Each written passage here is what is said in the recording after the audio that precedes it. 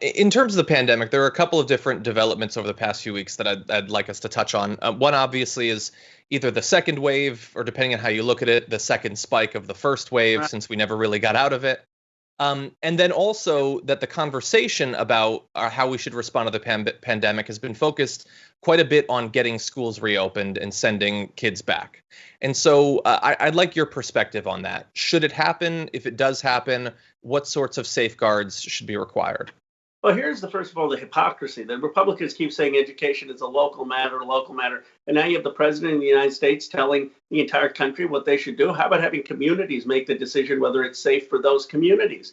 Some communities will say, no, there's too much of a spread of COVID. Other communities, maybe it's safer. But in any case, before people go back to school, they have to ensure that teachers have the resources to be able to teach, including in distance learning, that they have PPE, that they have social distancing, and that they feel safe. And there is no way we should be reopening a school if kids don't feel safe, if teachers don't feel safe, and if families don't feel safe. We can do the remote learning in that circumstance instead of risking people's health. And if you do go with remote learning, the schools will still obviously need funding that's been threatened in recent weeks by Donald Trump, saying that if they don't send the kids back in a physical capacity, they'll just cut off the funding. I never necessarily know in any particular Trump threat whether it's just his bravado or if he'll actually try to go through with it. In this particular case, considering the consequences, which do you think it is? I think it's more bravado, but it's just unconscionable that he would even threaten playing politics with school budgets.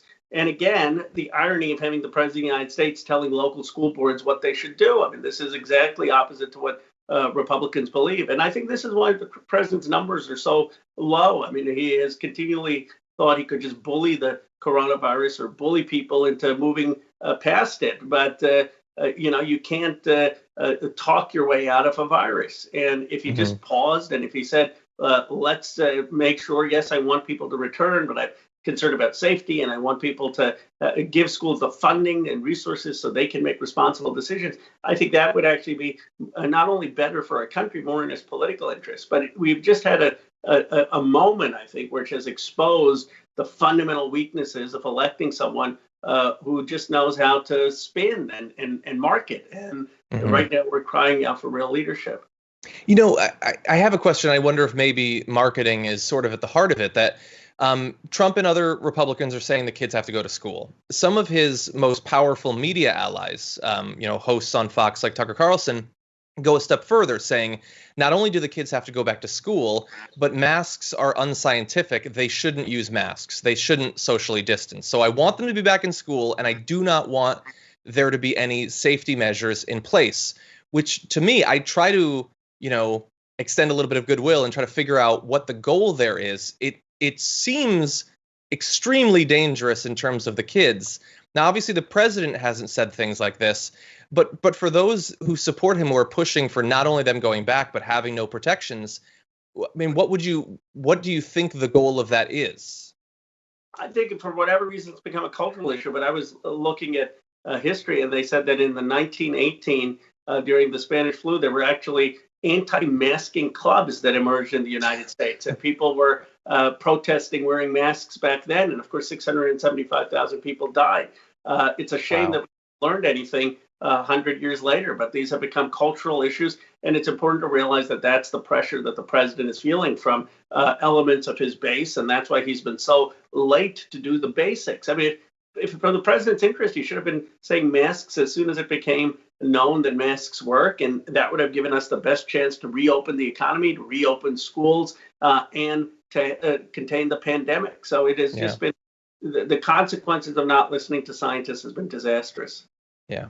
Actually, I'm glad that you brought up listening to scientists. My final question, one of the big developments in terms of the White House's response to the pandemic this week was deciding that continuing the system wherein states and hospitals report information about hospitalizations and cases and things like that to the CDC needs to end. Instead, the information will be given to HHS and will not be publicly available.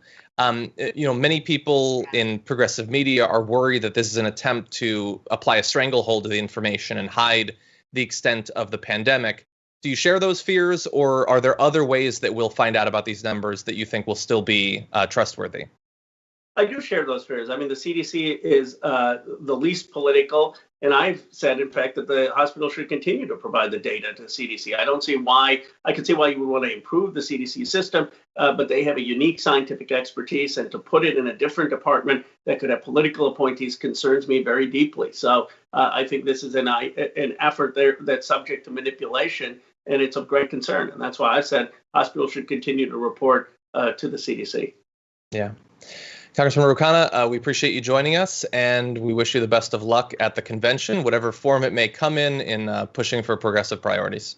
Thank you, and thank you for what you've been doing in your show to push for the Green New Deal and Medicare for all and student debt relief and no wars. That's the sentiment out there about in this country, and we need to continue to mobilize for that kind of future. Thank you.